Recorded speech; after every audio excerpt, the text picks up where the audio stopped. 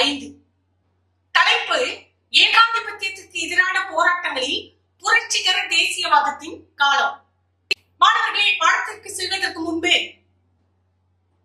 நமது காந்தியடிகள் அவர்கள் கூறியதை விட விவசாயம் தான் நாட்டின் முதுகெலும்பு. உழவன் சேற்றில் காலை வைத்தால்தான் நாம் சோற்றில் கை வைக்க முடியும். இந்த வாக்குகளுக்கு ஏற்றபடி இந்த விவசாயிகளுக்காகவும் தொழிலாளர்களுக்காகவும் போராடிய ஒரு பெரும் இயக்கம் எதுவென்றால் அது இந்திய கம்யூனிஸ்ட் கட்சி அல்லது இந்திய பொதுவுடைமை கட்சி என்று கூறலாம். இந்த இந்திய பொதுவுடைமை கட்சியை பற்றி தான் நாம் இந்த பாடத்தில் பார்க்க இருக்கின்றோம். இந்திய பொதுவுடைமை கட்சி எவ்வாறு தோன்றியது? இந்த இந்திய பொதுவுடைமை கட்சி கம்யூனிஸ்ட்வாதிகள் மீது பிரிட்டிஷ் அரசாங்கம் தொடுக்கப்பட்ட சதி வழக்குகள் மற்றும் இந்தியாவிலேயே தோன்றிய புரட்சிகர சோசியலிஸ்ட் வீரர்களான பகத்சிங், சூர்யா சென், கல்பனா தத் ஆகியவர்களை பற்றி நாம் காண இருக்கின்றோம். இந்திய பொதுவுடைமை கட்சி இக்கட்சியானது எம்.என். ராய் அவர்களால் உருவாக்கப்பட்டது. இக்கட்சிக்கு விதை போட்டவர் என்று கூட சொல்லலாம். அவர் மட்டுமல்ல, இவருடன் சேர்ந்து அபானி முகர்ஜி, எம்.பி.டி. ஆச்சாரியா, முகமது அலி, முகமது சாஃபித் ஆகியோர்களால் தாஸ்கண்டில் ஆரம்பிக்கப்பட்டது. இந்த தாஸ்கண்ட் எங்க இருக்குன்னா உஸ்பெகிஸ்தானில் உள்ளது. பின்பு இது பிற்காலத்தில் 1920 சோவியத் யூனியனை தலைநகராக கொண்டு தொடங்கப்பட்டது. இந்த இந்திய கம்யூனிஸ்ட் கட்சி இந்தியாவில் முறைப்படி 1925 பம்பாயில் தொடங்கப்பட்டது. இந்த கட்சியானது 20 சோவியத் யூனியனில் தொடங்கும் பொழுது அங்கிருந்து 1921 ஜூன் 3 இந்தியாவில் உள்ள பெசாவருக்கு ஒரு குழுவாக வந்து இறங்குகிறது. இதை உற்று நோக்கிய பிரிட்டிஷ் அரசாங்கம் கம்யூனிஸ்ட் கட்சிகள் அல்லது கம்யூனிஸ்ட் கொள்கைகள் இந்தியாவில் பரவிவிடும் என்ற அச்சத்தை எண்ணி அவர்கள் மீது 5 சதி வழக்குகளை தொடுக்கிறார்கள். ஒன்னு பெசாவர் சதி வழக்கு என்றும், 2வது காப்போரி சதி வழக்கு, 3வது கான்பூர் சதி வழக்கு, 4 மீரட் சதி வழக்கு, 5 லாகூர் சதி வழக்கு. முதலில் நாம் பார்க்க இருக்கும் தலைப்பு எதுவென்றால் கான்பூர் சதி வழக்கு. இந்த சதி வழக்கு தொடுக்கப்பட்ட ஆண்டு 1924 ஆண்டு கான்பூர் சதி வழக்கு கம்யூனிஸ்ட்வாதிகள் மீது தொடுக்கப்படுகிறது. அதற்கு காரணம் என்னவென்றால் இந்தியாவில் கம்யூனிஸ்ட் கொள்கை பரவுவதை தடுப்பதற்காகவும் அவர்களின் மூலம் தொழிற்சங்க நடவடிக்கைகள் பரவுவதை கட்டுப்படுத்தவும் இந்த சதி வழக்கு தொடுக்கப்படுகிறது. யார் யார் மீதெல்லாம் குற்றம் சுமத்தப்பட்டால் கம்யூனிஸ்டுகளும் தொழிற்சங்கவாதிகளின் மீது மட்டுமே இந்த வழக்கு தொடுக்கப்படுகிறது. என்ன சொல்லி அவங்களை கைது பண்றாங்க அப்படின்னு சொல்லி பார்த்தோம்னா, பிரிட்டானிய இந்தியாவில் பேரரசின் இறையாண்மைக்கு குந்தகம் விளைவிப்பதாக கூறி கைது செய்யறாங்க. அதாவது அரசுக்கு எதிராக செயல்படுவதாக அது அர்த்தம்.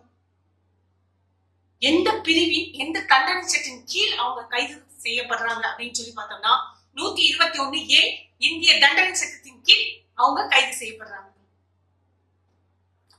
அடுத்து நம்ம பார்க்க இருப்பது இந்த வழக்கில் குற்றம் சுமத்தப்பட்டவர்கள் மொத்தம் 13 பேர். M N. Roy, Muzaffar Ahmed, Shaukat Usmani, Ghulam Hussain, S A. Dange, M. Singaravelar, R L. Sharma, Nalini Gupta, Shamsuddin Hassan, M R S. Velayudhan, doctor Manilal, Sampurnananda, Satyabhakta. அடுத்ததாக 13 பேற்றின் மீது குற்றம் சுமத்தப்பட்டது.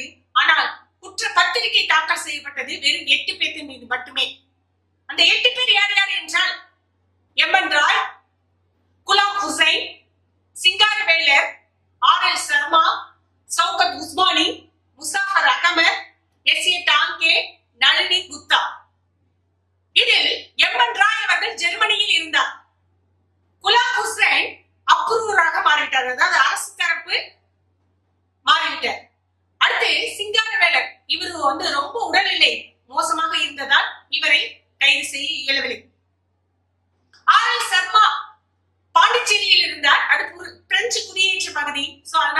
கைது செய்ய முடியல.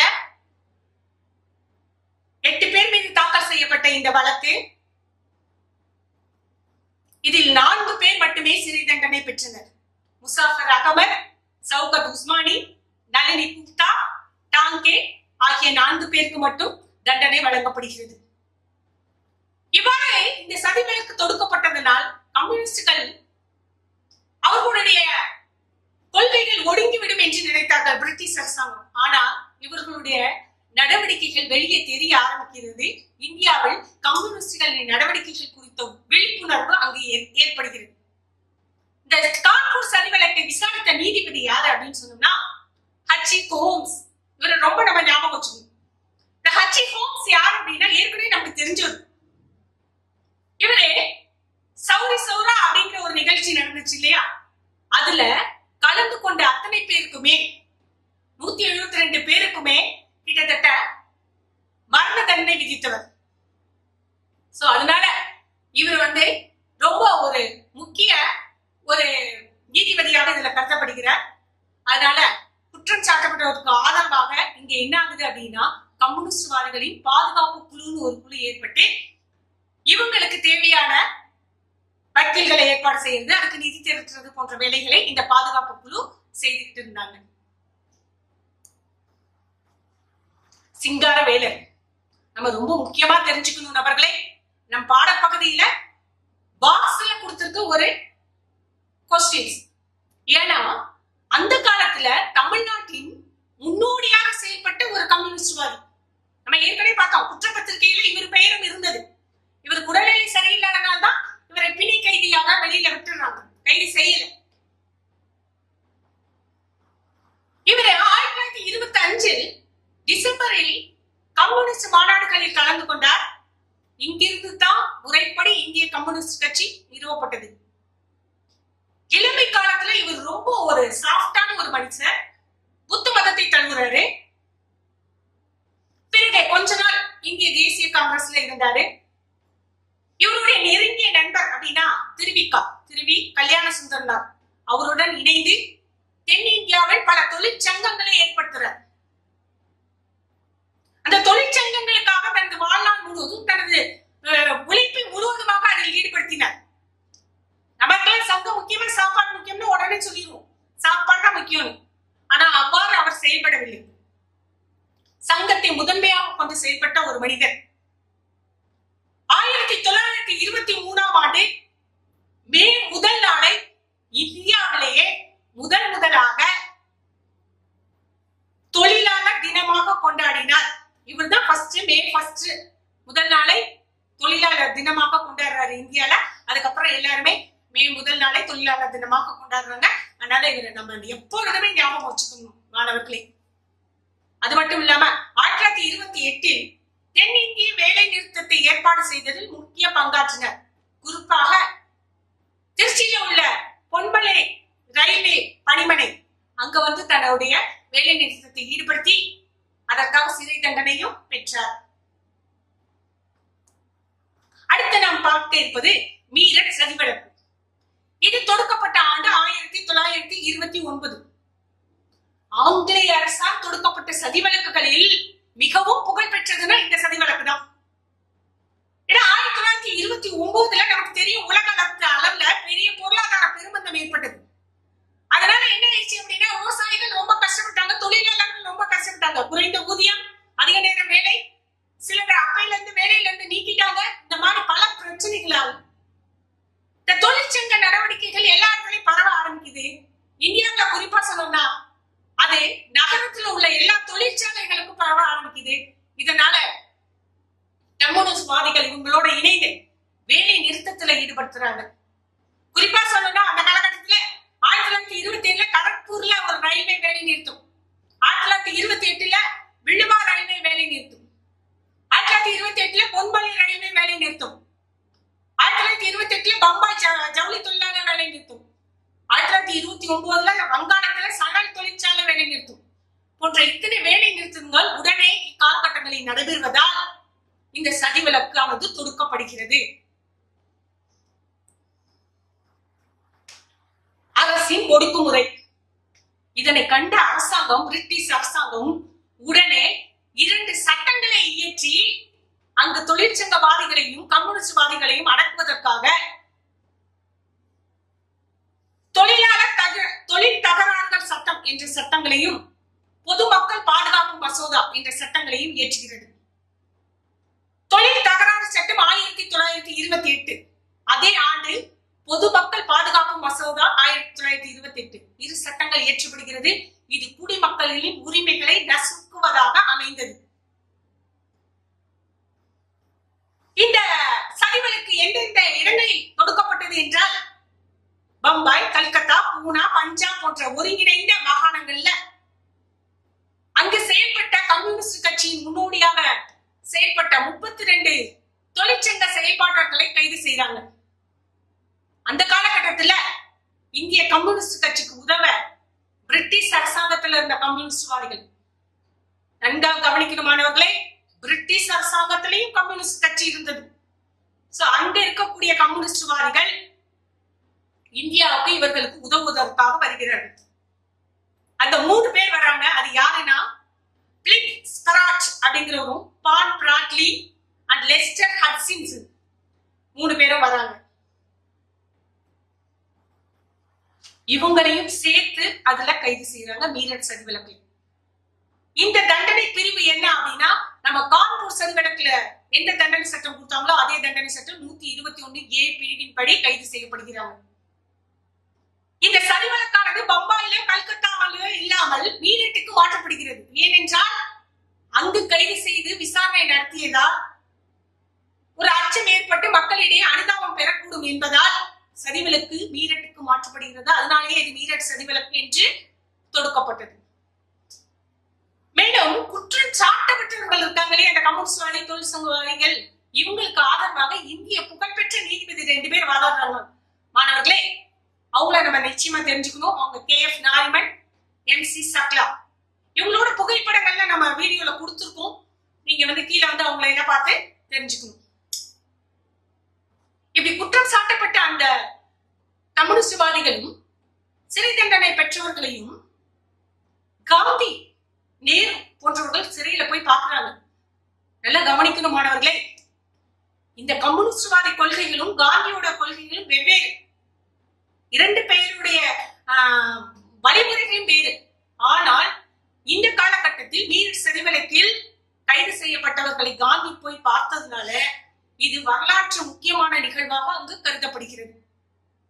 கைது செய்யப்பட்டு 4 ஆண்டுகளுக்கு பிறகு, அதாவது 1933 ஜனவரி 13 கடுமையான தீர்ப்பு வழங்கி 27 பேர் தண்டிக்கப்பட்டு வெவ்வேறு இடங்களுக்கு சிறைச்சாலைக்கு அனுப்பப்படுறாங்க. இதுல அனுப்பப்படக்கூடிய அந்த குற்றவாளிகளுக்கு கொடுக்கக்கூடிய தண்டனைகள் மிக கொடுமையானதாக இருக்கும். சில சமயம் பாத்தீங்கன்னா ஒரு இதை வச்சு பல்ல புடுங்கி இருப்பாங்க, அப்படியே நெகத்துல கழட்டி இருப்பாங்க, அப்படியே முட்டிக்கு முட்டி அப்படியே ஒரு சுத்தியில வச்சு முட்டியை தனியா கழட்டி எடுத்துருக்காங்க. சோ அந்த மாதிரி நிறைய கொடுமைகளுக்கு இந்த வழக்குல ஆஜரானவங்க எல்லாருக்குமே கொடுக்கப்பட்டுள்ளது. அடுத்து பார்த்தோம்னா, நம்ம ஏற்கனவே சொன்னோம், இங்கிலாந்து நாட்டுல ஒரு 3 பேரும் இதுல குற்றம் சாட்டப்பட்டாங்கன்னு சொன்னோம் இல்லையா? அதனால இந்த வழக்கு என்ன ஆகுது அப்படின்னா சர்வதேச அளவுல பேசப்படுகிறது. மேலும் ரோமன் ரோலன், ஆல்பர்ட் ஐன்ஸ்டீன் போன்றவர்கள் கூட இந்த குற்றம் சாட்டப்பட்டவர்களுக்கு ஆதரவாக குரல் கொடுக்கின்றனர். மாணவர்களே, அடுத்து நாம் பார்க்க இருக்கக்கூடியது இந்தியாவில் தோன்றிய சோசியலிஸ்ட் புரட்சிகர வீரர்கள்ல பகத்சிங் அப்படிங்கிறவரும் ஒருத்தர். தந்தை கிஷன் சிங்குக்கும் தாய் வித்யாவதி கவுருக்கும் இவர் மகனாக பிறக்கிறார். இவர் பிறந்த இடம் பஞ்சாப் மாநிலத்தில் உள்ள ஜான்வாலா என்ற இடமாகும். இப்போ அது பாகிஸ்தான் கிட்ட இருக்கு, பிரிஞ்சு போனதுல அங்க போயிடுச்சு. 1907 செப்டம்பர் 28 இவர் பிறக்கிறார். நல்லா ஞாபகம் வச்சுக்கணும். நமக்கு 1907 சூரத் பிளவு, காங்கிரஸ்ல மிதவாதிகள் தீவிரவாதிகள் என 2ஆக பிரிந்த ஒரு வருடம். காலப்போர்ல கண்டிப்பா கேட்பாங்க, அதனால ஞாபகம் வச்சுக்கணும். இவரு தன்னோட 14 வயசுலயே ஜாலியன் வாலாபாக் படுகொலை நிகழ்ச்சியால ரொம்ப பாதிப்படைகிறார். இன்னும் சொல்ல போனா அந்த இடத்துக்கே போய் அந்த ரத்தம் தோய்ந்த அந்த மண்ணை தன்னோட ஒரு பாட்டில போட்டு எடுத்துட்டு வந்து இதுக்கெல்லாம் யார் காரணமோ அவங்களை பழிவாங்கி தீர்வேன் என்று தனது பெற்றோர்களிடம் கூறியுள்ளார். சோ அந்த அளவுக்கு அவரை ஒரு சுதந்திர வீரனாக அதுல செயல்பட்டிருக்கிறார் என்றே கூறலாம். இவரு மாணவர் பருவம் காலத்திலேயே நவ்ஜன் பாரத் சபா, இந்துஸ்தான் ரிபப்ளிகன் அசோசியேஷன் போன்ற அமைப்புகள்ல இருக்கிறார். இந்த ஹிந்துஸ்தான் ரிபப்ளிகன் அசோசியேஷன் இந்த அமைப்பு யாரால தோற்றுவிக்கப்பட்டதுன்னா சச்சின் சன்யால், ஜோகேஷ் சட்டர்ஜியால் தோற்றுவிக்கப்பட்டது. இந்த அமைப்பானது பின்பு HSRA மாறுகிறது. HSRA அவ்வாறு மாறுகிறது. அப்படி என்றால் ஹிந்துஸ்தான் சோசியலிஸ்ட் ரிபப்ளிகன் அசோசியேஷன் ஏன் இப்படி மாறிச்சு அப்படின்னா 1917 ரஷ்ய புரட்சியினால தோன்றிய இந்த சோசியலிச செல்வாக்கு அதிகமாக இவர்களிடம் பாதிப்பை ஏற்படுத்தியது. சோ அதனால இது HRA இருந்தது HSRA மாறியது. இந்த அமைப்புல பகத்சிங் தலைவராகவும் சந்திரசேகர் ஆசாத், சிவராம் ராஜகுரு, சுகதேவ் போன்றவர்கள் உறுப்பினர்களாகவும் செயல்பட்டார்கள். அடுத்தது நாம் பார்க்க இருப்பது பகத்சிங்கின் குண்டுவீச்சு.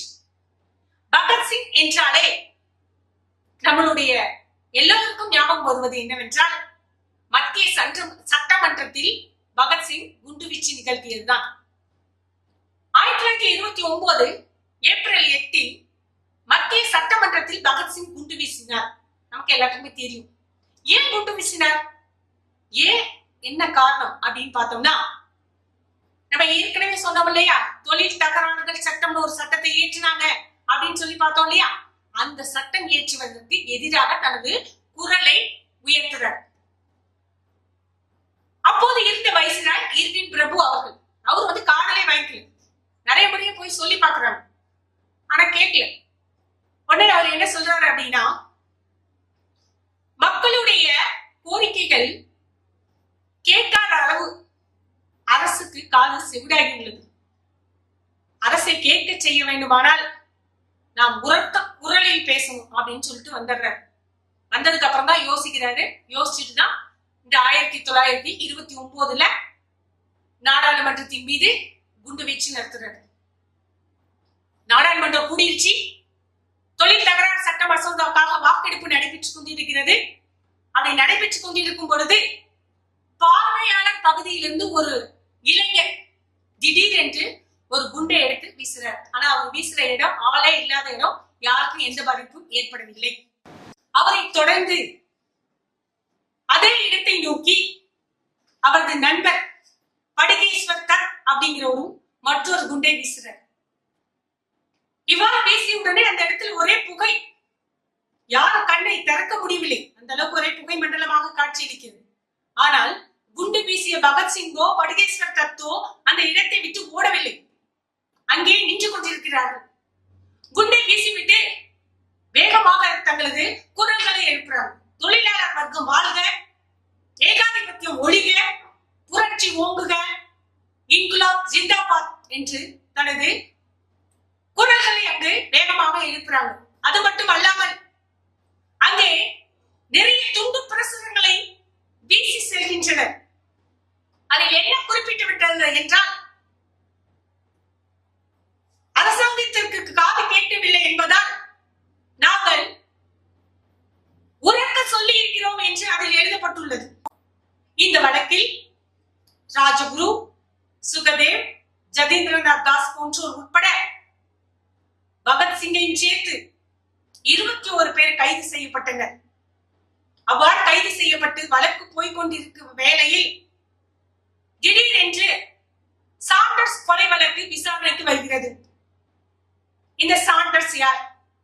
இந்த சாண்டர்ஸ் கொலை வழக்கு இரண்டாவது லாகூர் சதி வழக்கு என்று அறியப்படுகிறது. மாணவர்களே, நம்மளுடைய பாடப்பகுதியில் முக்கியமான வினாவாக கேட்கப்படும் இரண்டாவது லாகூர் சதி வழக்கு பற்றி விளக்குக அப்படின்னு ஒரு ஆக நன்கு அறிந்து கொள்ளவும். இந்த சாண்டர்ஸ் யார்? இவர் யார் அப்படின்னு சொல்லி பார்த்தோம்னா, சைமன் கமிஷனுக்கு எதிராக லாலா லஜபதி ராய் அவர்கள் ஒரு எதிர்ப்பு கூட்டத்தை நடத்தி கொண்டிருக்கும் பொழுது அந்த கூட்டத்தில் தடியடி நடத்த உத்தரவிட்டவர், தடியடி நடத்தியவர். சோ அந்த தடியடியில் லாலா லஜபதி ராய் அவர்கள் தலையில் காயமுற்று சிறிது நாட்கள் கழித்து இறந்து விடுவார். லாலா லஜபதி ராயின் மரணத்தை ஏற்படுத்திய இந்த சாண்டர்ஸை எப்படியாவது தீர்த்து கட்டிவிட வேண்டும் என்று நினைத்த இந்த HSRA-வின் உறுப்பினர்கள் ராஜகுரு, சுகதேவ், ஜதீந்திரநாத் தாஸ் போன்றவர்கள் எல்லாரும் சேர்ந்து இந்த சாண்டர்ஸை கொலை செய்ய திட்டம் தீட்டினர். அன்னைக்கு சாண்டர்ஸ் மட்டுமல்ல, இந்த தடியடியை நடத்த உத்தரவிட்ட ஒருத்தர், அவர் யார் அப்படின்னா அன்னைக்கு இருந்த காவல்துறை கண்காணிப்பாளர் ஸ்காட் அப்படிங்கிறவர், ஜேம்ஸ் ஏ ஸ்காட் அப்படிங்கிறவரு. இவரை கொலை செய்ய தான் திட்டம் தீட்டி இருப்பாங்க. இந்த ஜேம்ஸ் ஸ்காட் என்ன பண்ணிருப்பாரு அப்படின்னா, காவல் நிலையத்தில் இருந்து தன்னுடைய மோட்டார் சைக்கிளை நோக்கி வெளியே வராரு. அதற்கு முன்னாலேயே முதலாவதாக பகத்சிங்கும் 10 அடி தூரத்தில் அவருடைய நண்பர் ராஜகுருவும், அதற்கு அடுத்து 10 அடி தூரத்தில் அவருடைய நண்பர், இவ்வாறு 3 பேர் வரிசையாக நிற்கிறார்கள். ஆசாத் அவர்கள் இவ்வாறு 3 பேர் வரிசையாக நிற்கிறார்கள். அவ்வாறு நிற்கும் பொழுது, ஏனென்றால் யாருடைய துப்பாக்கி சுடுற யாரும் தவறிவிட்டால் வேறு எவரேனும் ஒருத்தர் முயற்சி செய்து ஸ்காட்டை கொல்ல வேண்டும். இதுதான் அவர்களுடைய திட்டம். அவ்வாறு இருக்கும் பொழுது ஸ்காட் காவல் நிலையத்தில் இருந்து வெளியே வருகிறார். அதை தனது சைகையால் அவர்களுடைய நண்பர் ஒருவர் கையை காட்டுகிறார் பகத்சிங்குக்கு. பகத்சிங் ரெடியாகி நிற்கிறார். ஆனா வெளியே வந்த அந்த ஸ்காட் கொஞ்ச தூரம் வந்துட்டு மறுபடியும் உள்ள போயிடுறாரு. உள்ள போனோடையும் அதே டைம்ல சாண்டர்ஸ் வெளில வருவார். அதே வெளில வந்தோடனே முதல்ல ராஜகுரு தான் தலையில சூட் பண்றாரு. தலையில் சாண்டர்ஸை நோக்கி சுட்ட உடனே கீழே விழுந்துறார் சாண்டர்ஸ். விழுந்த உடனே அவரை எந்திரிக்க விடாம 3 முறை 4 முறை தனது துப்பாக்கிய பகத்சிங் சுடுகிறார். பிறகு எந்திரிக்கவே இல்லை. இந்த வழக்கு தான் சாண்டர்ஸ் கொலை வழக்கு. இது ஏற்கனவே நிகழ்ந்தது. இந்த வழக்குல விசாரணை வரும்போது இவங்களுக்கு மரண தண்டனை விதிக்கப்படுகிறது. இதில் ஜதீந்திரநாத் தாஸ் என்பவர் ஏற்கனவே சிறையில் இருக்கும் பொழுது சிறை கைதிகளை சரியாக நடத்தவில்லை என்று அங்கு உண்ணாவிரத போராட்டத்தை மேற்கொள்றார். கிட்டத்தட்ட 64 நாட்கள் உண்ணாவிரதம் மேற்கொள்றாரு. அப்படி உண்ணாவிரதம் மேற்கொள்ளும் பொழுது அவரை கட்டாயப்படுத்தி அவர் வாய் வழியாக ஒரு டியூபை உள்ள விட்டு பால் அப்படியே செலுத்துறாங்க. அவர் முழுங்காம இருந்ததுனால அங்க அவரு இறந்து போயிடுறாரு. அதனால பகத்சிங், ராஜகுரு, சுகதேவ் ஆகியோருக்கு 1930 அக்டோபர் 7 மரண தண்டனை விதிக்கப்படுகிறது. மரண தண்டனை கொடுத்துட்டாங்கன்னு கேள்விப்பட்ட உடனே பகத்சிங் அன்றைய பஞ்சாப் ஆளுநருக்கு ஒரு கடிதம் எழுதுகிறார். நாங்கள் போர் செய்ததால் போர் கைதிகள் ஆனோம். ஆகையால் எங்களை தூக்கில் இடுவதற்கு பதிலாக சுட்டுக் கொள்ளுங்கள் என்றார். என்ன நெஞ்சு நோக்க வீரமிக்க மனிதர் என்று பார்த்துக் கொள்ளுங்கள் மாணவர்களே. அவ்வாறு எழுதுகிற கடிதம் பஞ்சாப் ஆளுநரையே மனம் தளர செய்தது. 1931 மார்ச் 23 பகத்சிங், ராஜகுரு, சுகதேவ் 3 பேருக்கும் தூக்கு தண்டனை வழங்கப்பட்டு தூக்கில் இடப்படுகிறார்கள். அடுத்து நாம் பார்க்க இருப்பவர் கல்பனா தத். இவரும் ஒரு புரட்சிகரவாதி. தாய் நாட்டை காப்பதற்காக இளம் பெண்களின் பிரதிநிதியாய் விடுதலை போரில் 1000 தாங்கி பங்கேற்ற ஒரு பெண்மணி. எப்பொழுதும் தன்னுடன் துப்பாக்கி கொண்டே போராடுவார். இவருடைய போராட்டங்கள் மிக பெரியதாக இருந்த போதிலும் இவர் செய்த பெரிய புரட்சி எதுவென்று கேட்டால் சிட்டகாங் ஆயுத துறைமுகத்தை தாக்கியதுதான். பின்னாளில் இவர் கம்யூனிஸ்ட் கட்சி தலைவர் PC ஜோஷியை திருமணம் செய்ததால் இவர் கல்பனா ஜோஷி என்ற எல்லோராலும் அழைக்கப்பட்டார். சிட்டகாங் துறைமுகம் அங்கு உள்ள மிகப்பெரிய ஆயுத கிடங்கு, பிரிட்டிஷ் அரசாங்கத்தின் மிகப்பெரிய ஆயுத கிடங்கு. இங்கிருந்துதான் போர் தளவாடங்கள் ராணுவத்திற்கும் காவல்துறைக்கும் அனுப்பப்பட்டது. அடுத்து நாம் பார்க்கக்கூடியவர் சூர்யா சென். வங்காளத்தில் இந்திய குடியரசு ராணுவம் என்ற புரட்சிகர அமைப்பை தோற்றுவித்தவர். சூர்யா சென் உதவியுடன் 1930 கல்பனா தத்தும் இணைந்து ஏப்ரல் 18ஆம் நாள் இந்த சிட்டகாங் துறைமுகம் முற்றுகையிடப்பட்டது. அந்த துறைமுகத்தில் இருந்த ஆயுத கிடங்கில் இருந்த துப்பாக்கிகளையும் வெடிகுண்டுகளையும் எடுத்துக்கொண்டு ஆயுத கிடங்கு கொளுத்தப்பட்டது. வெறுமனே கொளுத்தானாங்க. அதுல உள்ள எந்த ஆயுதமும் அங்க வைக்கல.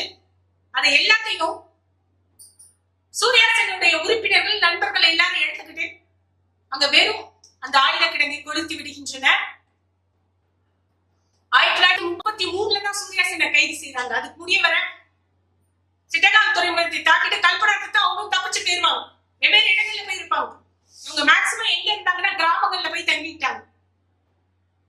1934 ஜனவரி 12 இவருக்கு தூக்கு தண்டனை கிடைக்கிறது.